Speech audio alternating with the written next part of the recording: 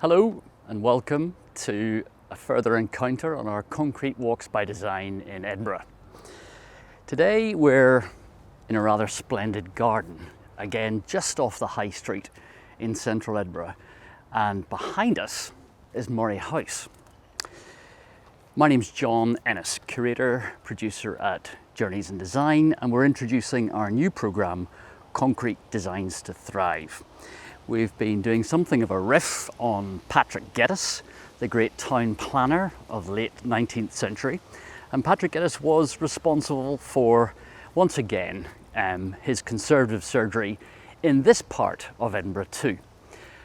Murray House, many people in Edinburgh will associate with the Teacher Training College and its most recent incarnation as Department of Education at the University of Edinburgh, who have wonderfully restored the landscaping in this area. That's significant in terms of Patrick Geddes, hand, heart and head, the manual labour associated with education, the spiritual community of education and the learning process itself were central to his thinking and his town planning. Murray House itself, in fact, was built in 1625 and was one of the original landed houses near the Palace of Holyrood, further down the High Street. And here we are in what was a significant garden of the time, and a rather undersung bit of Scottish history, site of the signing of the Union between Scotland and England in 1707. There is a mosaic remembering that act in one of the college buildings. We can't access it today, but that's rather a nice segue into our introducing of our guest today, Joanna Kessel, mosaic artist. Joanna. Hi John, nice to meet you. Great to see you again. Yeah. For me, this is a special moment. I'd just like to say thank you. You've been a great mentor to me in many ways in preparation for our Concrete Designs to Thrive programme. Today, our theme, and as you'll know, we've been choosing essential acts of life to give focus to our programme. Today's theme is pray, when we're looking at the spiritual and the sanctuary in the urban environment. For sure, that gives an opportunity to look at faiths and sanctuary buildings, but also in how we design our built environment to give those moments of mindfulness. Joanna, we'll get to talk a little bit about materiality today as well, particularly when we look towards some wonderful concrete structures which are close at hand. But as we walk towards those, would you like to tell us a little bit about your own work, particularly involving concrete? That would be great, John. Well, I'll maybe start by sort of building on that, noticing the urban environment and my interest in Italo Calvino's novel Invisible Cities. Which of course, you introduced me to. I mean, that might be 6 or 7 years ago. It's a while ago, certainly. It's a while ago, and what a wonderful read. Tell us a little bit more about how that has guided some of your work. Well, it kind of links in with Carlo Scarpa, the Venetian architect's work, which we maybe will touch on when we get further along our walk. But it's really, for me, it's very much about being in a place at a given time, and in my work I'm making a sort of continual series titled Invisible Cities. So it's very much about hidden glimpses, what comes into sight when you are in a place and maybe in a particularly mindful or just aware and noticing state, which for me is very important. It's about that being present. I mean, that's absolutely what I took from the work, and then we've had a chance to be in Venice and Verona, yes. to look at some of the work of Carlo Scarpa. Again, thank you for that educational tour for me, and the wonderful blend of mosaic and concrete. Exactly. And that's part of your work as well. That is. Well, it was when I saw Scarpa's work for the first time, was when I was on a research and development funded award by Creative Scotland many years ago now. But my goodness, it was, the legacy of that lives on, so it was such a great thing to receive. And I was looking at architectural mosaics in particular, and then I just came across the work of Carlos Scarpa, and it was a significant moment, or a pivotal moment in my life, of seeing the mosaic as a jewel within these vast areas of cast concrete, which for me also have great beauty. But it was maybe more what I started to see were possibilities for the mosaic to be extended maybe by the concrete, and to marry the precious and the ordinary. Perfect. I mean, that's what I get from viewing your work, and it was a great privilege for me to be with you when you were presenting at Collect. Yes. Do you want to tell us a little bit about that? Yes. Progress in Collect, your work. it was such a fantastic opportunity, again funded by Creative Scotland, or part funded, which is just so helpful when you're doing such large projects. But Collect gave me the opportunity to make some architectural scale mosaics. So one absolutely minute hand-cut marble and gold leaf glass smalty. And the other piece was gold leaf glass smalty, so it's gold leaf encapsulated in glass but cast into polished concrete. So very rich, beautiful, velvety, so quality, not what you're expecting when you think of concrete. I mean, outstanding work, very beautiful, and congratulations on that exhibition. It was lovely. Shall we carry on? We're confronted by something of a less attractive building in many people's eyes. It's called Chartersland, but interestingly enough, and Patrick Geddes would be pleased, it's the home of teacher training for art and design, and has been that for some time. I think we both feel education in its broadest sense is very important. You know, it's sometimes it's just a little conversation like this, which might get somebody going in a thought process and take them to another point. Absolutely, and I think that's been my experience chatting with you on pretty much every occasion. And I think the notion of seeing in ways, and I love the dialogue, I love the dialogue we have about invisible cities, the corners, the avenues, the alleys, the closes, the courtyards. And the richer, for me, I feel, the richer life becomes the more you notice. So a lot of my work is about noticing something. You know, I might walk back to that corner and go, oh yeah, there was something there that was of interest. And then how I kind of note that, capture that, and then distill it. And then back in the studio, quite often there's quite a lot of imagination that also comes into place. You know, I'm not trying to recreate. And I think that's also with these sculptures. These are amazing. I just want to touch on something you said there, moments of pause. And I think, particularly in the last year, of course, for all of us, but whether they're enforced or chosen, moments of pause really help well-being. And you know, that's well evidenced. And moments of pause as offered by works of art in the public, in the public landscape, they offer that too. And I think it's quite fitting that we're thinking of the notion of the theme of pray and the notion of the mindful and the spiritual in front of these pretty uncompromising, but you know, I think when you reasons connect to pause. to an artwork, it can draw you in, but also create an opportunity for you to look out. And that can be very enriching to get drawn in and into the mind of the artist and the location, the architect. You know, it's all married together. But also then what you take from that and what you start to notice. And again, coming back to that word enrich, I think is really important. Maybe we'll just take a seat over here Yeah. and have a look at these pieces, because we, maybe not a seat, oh no, I will. It's ambitious, but we'll go for it.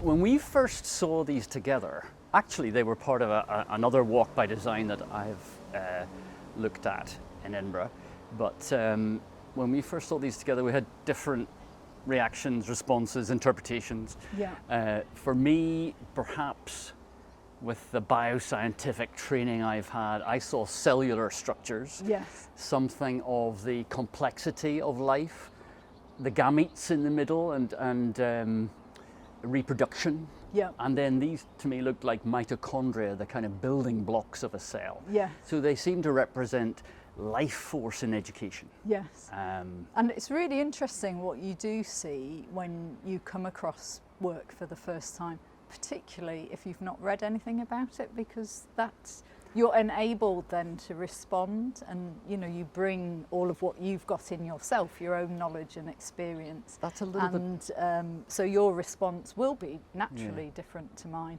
And then when you go on to read information about the work, then that will further colour the way that you see something. You've just reminded me of one of the dilemmas I have as a curator about labelling and interpretation panels. I love to keep it to an absolute minimum, and we've been using a minimum title and a barcode now to let people have that opportunity to have time with a piece of work without feeling the need to, for and the I deeper think meaning. there's a very interesting thing about expression in terms of words and visual expression. If we go into a major museum or gallery, and they have generally huge text boards when you enter a room, I don't know about you, but my natural inclination is to go and read them first, and then I think, hang on, I'm overloading here, I need to just go and do the responsive stuff. I have done that. I've taken myself away from them and gone round and then come back and started again where I've had the opportunity. So I was, what was just, your going, sense I of was it? just going to say, so for me, and partly what I've been looking at, so during lockdown, I spent a lot of time up there. We can just see Salisbury Crags, Across and the then crags, we've got Arthur's Seat, the volcanic hill in the centre of Edinburgh, which is, it's rich, and saying that it's volcanic and there's these great intrusions and sills. I'm just learning more about geology. It's absolutely fascinating. But I've been drawing stones. I maybe shouldn't have picked this up, but I was just really fascinated by the shape. And you picked that up up there? So this was between some sort of basaltic bubbling away, which are very rounded kind of onion forms, and then they're little cracks. But how similar this was in shape to particularly this first bas relief. Yes, I'm immediately wanting to go close. Yes. And I think this is the joy. Yeah. I would say heads up to the archivist at Murray House Institute of Education and University of Edinburgh. We found it a little tricky to get some background information. But you know, one of the most joyous things is we found out who the artist was. Favourite name of the year, David Dusty Miller. So Dusty Miller, who was a member of staff. Which is great, isn't it? Fantastic, in this I art don't think that would happen these days, would it? You'd imagine not, but I mean, how wonderful that he was given the commission, the opportunity. But who knows if he was paid? We'll have to find that out. But you know, there it was. He had this extraordinary opportunity in between 66 and 69. At that time of pretty uncompromising modernist sort of buildings, to adorn it with a sculpture wall. And from my understanding, he carved into like a high density, what do you call it, polystyrene. And then a direct pour of, and it took something like 29 hours, the whole process, which, I mean, I'm presuming it looks like this is one section, of course right. There's a section around the corner. We which uncovered that with the extension that's been taken into whatever is inside. But look at these. I mean, they're just, you know, you feel like they're just big pieces, and you can do this, and you want to feel the texture, look and inside. All these lovely, you know, this is almost like basalt rock, which we've got round on Samson's ribs there. So just the artwork is, again, it's getting me to kind of look round there and make associations with places that I know, but I want to go back and have a look. of how that's constructed. Giant's Causeway, of course. All that, I mean, the geology of and its influence on art form is very interesting. We did discover what these were, didn't we? Can you introduce us to the... Well, I think this first one was termed maze, and there was some, I've got a terrible memory, but there was something to do with brain patterning and experiments on rats. It was the 60s. And very much related to educational research, which I guess that is happening in this building. Then this one, I think I got this right. The gametes dividing, and that's implied with this one, right? Yeah, and then there was some nice additional information, which was the outer form took shape kind of naturally, or in terms of a creature that would be. We were talking about nurture and nature. So that the experiences let the outer shape come into being. The nurture nature thing going on there. That's clever. Yeah. And this one, I was wide of the mark, but assimilation of knowledge, and for me, of course, because I love order. As a mosaicist. And it was ordering. So these are kind of structural ordering, but they also, again, make some references for me to the rock formations here, and James Hutton's discovery of unconformity, which is visible at Salisbury Crag. So you've got the rock layers which are layered down and then pushed up, and then sedimentary layers coming over the top. So there's very much layering this. Of everything. Yeah, so we've got the vertical and the horizontal here. But that's, what's going on in my head at the moment. And that's the joy of approaching something like this, as we've said, in the public realm. Yeah. So I certainly have had pause, and my mind has been cast up elsewhere from the business of the day. So there's a power in that, isn't there? There's a power in being drawn away from self for a more lofty thought process. Yeah, very healthy. Just, or not lofty, just different. Yeah, just different. Just sort of getting you to look. Yes, really, to look. Or coming back to that. Being and seeing. Wonderful. I think it's a really nurturing, so we kind of go back to the nurture and nature, but it is a really nurturing process. Joanna, we're lucky to be able to field some questions as they've been coming in on our live chat. So we have one that was sent in. It's a direct one about making with concrete. Yeah. Now, you mentioned the work that you prepared for Collect. And that was a very velvet-like, smooth concrete.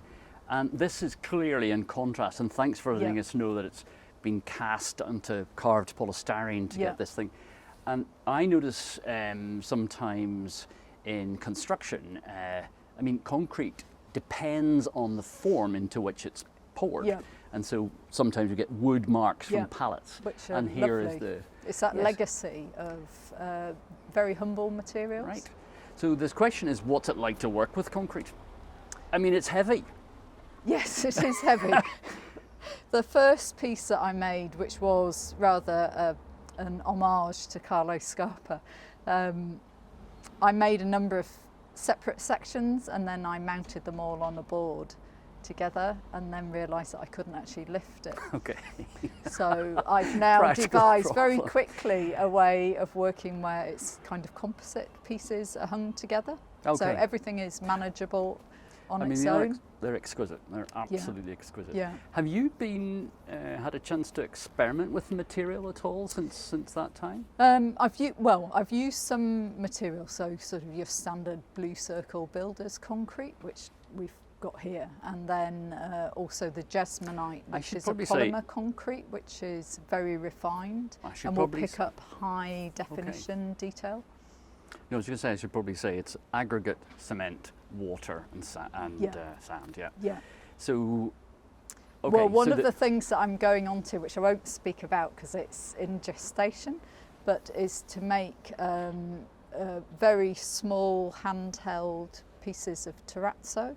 So that's like a conglomerate. So it's the aggregate. Yes, of course. The aggregate will be very special, and they'll probably be quite pebble-like that you could put in your pocket.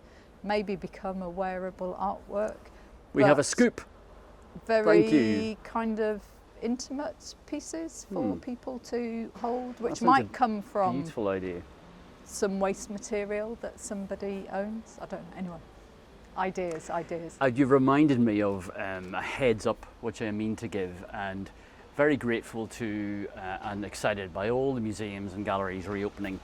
The City Arts Centre here in Edinburgh and the Edinburgh Museums and Galleries are to be congratulated for a wonderful pair of exhibitions. And there's a bit of a link to today. Patrick Geddes was known for collaborating with the most extraordinary artists of his time.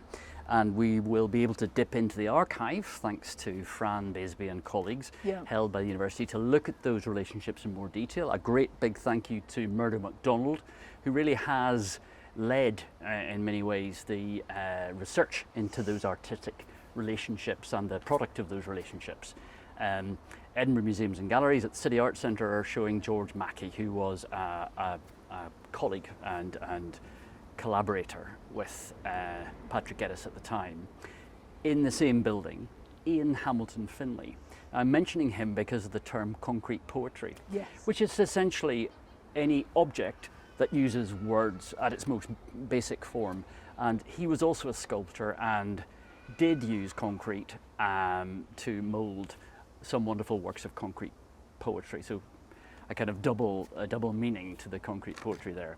And there's a beautiful exhibition by Ian Hamilton Finlay in the same building. So wonderful that after this time of being deprived of our culture in many ways, as it's met in galleries and museums, they're opening up again, and a big thank you to Edinburgh Museums and Galleries. Fantastic, isn't it? It is fantastic. We're all very excited. I know, it's great. Yeah. So look, real pleasure to speak with you again and to share some of our thinking and your guidance. Invisible Cities, your own work, we hope to revisit that through the next 2 to 3 years as we travel around Scotland and reach out to European centres through the course of Concrete Designs to Thrive. Joanna, thank you very much. Thank you, John. Thanks very much for joining us this lunchtime. And we're going to take a break over the weekend, and next week we're going to have a look at some more themes in our walk by design in Edinburgh. We hope to see you next week, next Tuesday at 6 o'clock.